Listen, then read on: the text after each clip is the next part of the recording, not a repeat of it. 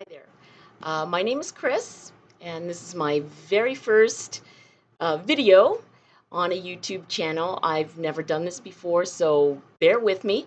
I'm needing to buy equipment and needing to really become more professional. I'm just doing this because so many people tell me that my story needs to be told and others could be inspired by it. And I just think I'm living my life. So I don't really understand what the advice is about, but too many people have said this to me. So I think it's time to just give it a try and see if, um, if it's worth watching for other people. So again, my name is Chris. I go by Chris D, and my channel is called Chris D Redefined because I think I'm in the place that other people have been in, but I have handled it a lot differently than other people that I've heard handle it. So I'll tell you a little bit about me and a little bit about my journey. And every probably twice a week, maybe three times a week, I'll do a little video about what's happened to me this week. So if you have read my profile description, it tells you a little bit about why I started the channel. So I'm a mom. I have one child. I had my son when I was 37, and he was my whole world. I had him later in life, so I was able to focus. I had changed careers. Well, actually, I was in the middle of a career, and once I had my son and he turned 2, I realized that I had no time for him. So I changed careers into personal training. So I've been a personal trainer now for 19 years. My son's about to turn 21 in about a week and a half. I'm looking at my calendar. About a week and a half, he's going to turn 21. And it's coming up on 6 years now, about 6 years now, we suddenly became estranged. We went from being best friends to, I don't know, suddenly I was enemy number one. I was already separated from his father. His father had married someone else. I didn't marry his dad. I was already older than him and had been through marriage and didn't want to do that again. But here I was expecting a baby, and I said, you know what? I'm old enough. I have a stable career. I'm going to have a baby. And although we parented well for the first few years, he remarried, and we still parented and partnered well as parents. And then my son turned 15, and I don't know what happened. We were best friends, and then and I started getting I don't know, teenagers get. And I'm a child psych major, and I have been a child social worker and preschool and primary school gym teacher. So I'm used to kids. So when my own child started doing that, Mom, what do you mean? I don't want to do that. Or, he was really awesome up until he hit that point, and he was about 15, and he just started sassing back. Totally normal stuff, completely normal. um, I was the parent that was like, you need to rethink that. I don't think that's a great decision. You're allowed to not really like what I have to say, but I'm your mom, and this is what I'm directing you to do right now, and you can express that you're not happy. And so I've always raised them like that. Like, I'm your mom. You do have to do what I say right now. You can express your unhappiness. And if you have a good enough argument, I might change my mind. So that's kind of the mom I was. And then at 15, he just looked at me and said, one morning, he literally woke up. He was always in a good mood, but one morning he woke up and he was kind of in a bad mood, which is weird. And I just said, son, what is wrong? And he just said, I don't like you, and I want to go. I wish I could live with dad. And I was like, wow, you need to reconsider what you just said to me. Go back in your room, get ready for school, rethink what you just said, and come back out. And he came back out and he said, you've always taught me to be honest with you. I honestly would prefer to live with dad. And I was like, wow, as you can imagine, any mom who devotes her whole life to her child, I was team mom for every sport he ever, joined. I was, baked cupcakes. There's my phone going off. This is real life. Um, I baked cupcakes. For every holiday, I was the one that baked Christmas cookies and left them out for Santa all the way up until 8th grade, ninth grade, even I think I did it ninth grade. I didn't understand. So I just said, okay. And I was hurt. And I said, go live with dad. So I called his dad up and said, when he gets home from school, when he goes to your house, you're going to keep him for a little while. And I thought it was going to be done in about 3 months, maybe four, that he would change his mind. That was almost 6 years ago. And so, yeah, little by little, I'm going to try to get through this. So, little by little, he just started cutting me out of his life. Like he never answered my text anyway. Well, once in a blue moon, he would answer a text, but I texted him almost every day. Then people advised me, go to twice a week. So I changed it twice a week. Still didn't answer me. He needed some documents from me to get his driver's permit.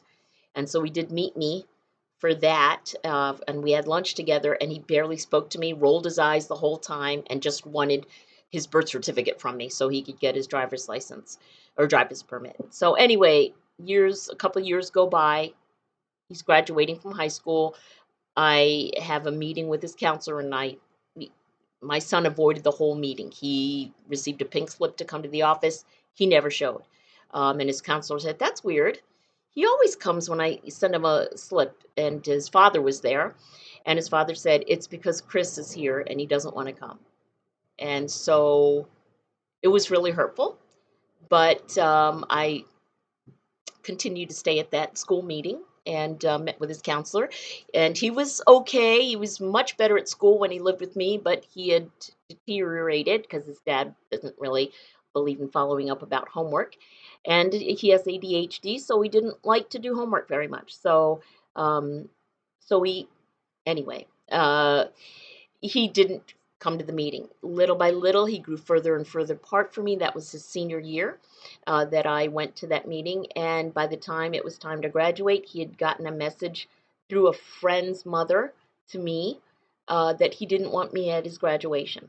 So I watched my son graduate on the high school YouTube channel. You could tell I'm getting emotional.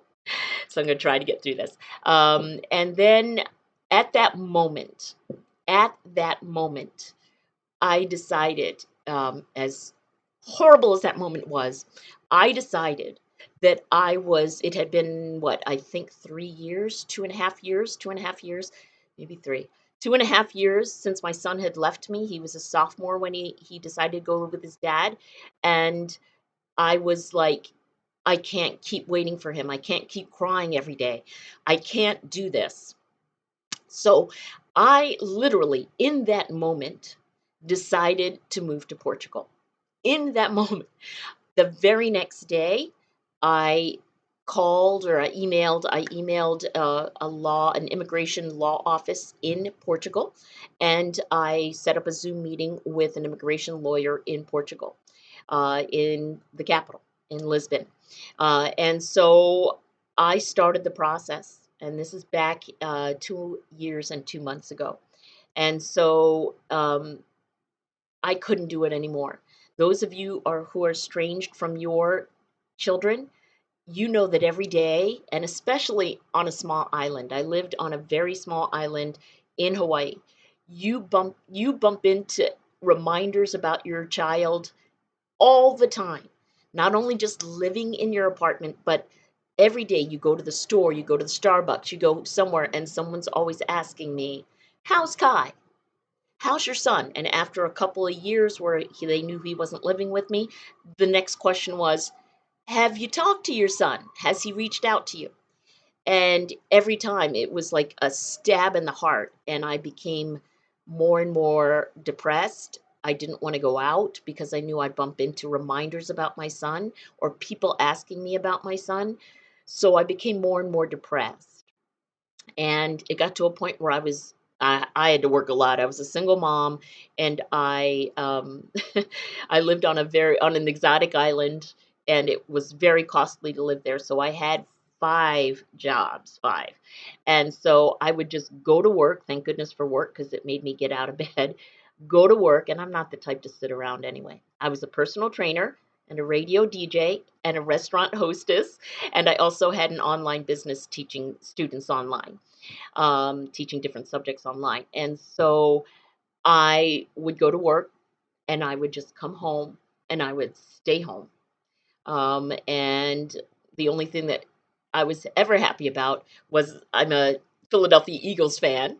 And the only thing that made me happy was watching an Eagles game. So sorry, getting emotional. So so I would just live, day to day, month to month, waiting for the next Eagles game, waiting for the next Eagles podcast. I became addicted to Eagles podcasts, and I would just watch Eagles games and analyze Eagles and write down facts about my Eagles. And I became obsessed with this just to not think about my son. Um, and I would cry every day. It's almost 6 years since I've been separated from him. Still, if I talk too much about him, I cry even today. So this is for those. I'm creating this channel because so many of my friends said you have to create a channel. There are so many parents that are going through this and they don't know how to redefine their lives.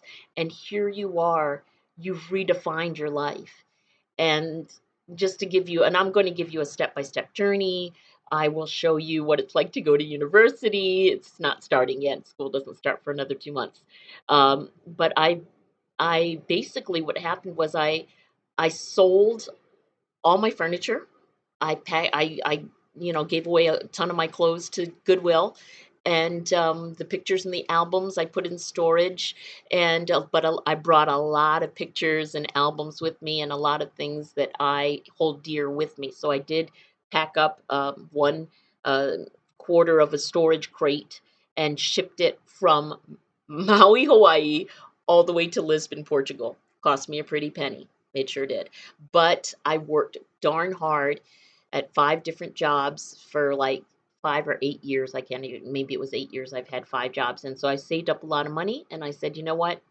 I'm in such torture. I have to change my life. And I moved to Lisbon. I had never been to Portugal. I didn't know the language. I had no idea what it was like to live here. And I just took a chance. So I talked to my lawyer and I said, how can I get to Portugal as fast as possible? And my lawyer said, well, this is kind of a weird, you could do a D7 visa, which is a retirement visa. Oh, maybe I have enough in savings, but I don't have enough um, uh, passive income. Okay, how about a D8 visa, which is the digital nomad visa? Are you making money digitally? Well, what I was making was abysmal, was very hardly anything. So I said, it's not enough to qualify. So then she said, this is a very strange case, but do you want to be a student? And she thought I would say no. And I said, student? She's like, yeah, if you decide to study full time, that would be a student visa. You'd have to reapply for your visa every year, but you can do it. And I said, do I have to apply from here, from Maui? And she said, no, you can just show up here. I would set everything up first, but you could just show up here and become a student. And I was like, wow. So I did all my research. I found a program that qualified for a visa. It's a language learning program, an intensive language learning program out of the University of Lisbon. And I applied for it, and I paid for it in advance because in order to get your visa approved, you have to pay for a year in advance. I went on a website and found a student housing apartment. It's a tiny little efficiency. I share a kitchen with other students. I share a veranda or a balcony that has a gorgeous view of my town. That is shared with 6 other students. And I have my own bathroom. I pay the higher price for the room with the bathroom. And I go to school. So I've been in the program for 2 years. In October, first week of October, I start my 3rd year in the program. And I'm still at B. I just finished B1 level. I'm at B2 level. Portuguese. If you've never learned Portuguese, it sounds like it would be like Spanish. It's not. In fact, Spanish will confuse you. And so I had learned Spanish a little bit in college, and also I worked for a Latino social service agency in another life. And so I knew some Spanish, but it didn't help me at all. In fact, it confused me. And let's see what else. I go to school 4 days a week. I'm in school 4 hours a day of those 4 days a week. It's super intensive. I meet a ton of other people from other countries. And so that part I love. I'm around young people all the time, all day long, or all morning long. It's 4 hours a day. So I go from 8 a.m. to 12 noon. And I'm in class and I'm making tons of friends from China and India, Russia, Italy, Sweden, the US. Not a lot of US students in this program, but there are a couple, and I'm one of them. And a few, I would say a few. And all of my friends now are all from that program. So I've been this will coming up on my third year, and I'm still friends, really good friends with the students that I made friends with from my very first year.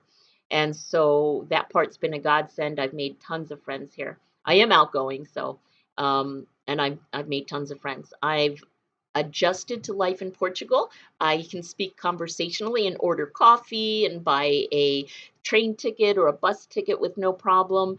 Uh, yeah, I can understand directions close. Well, I still have to ask them to repeat it a couple times, but I kind of get it.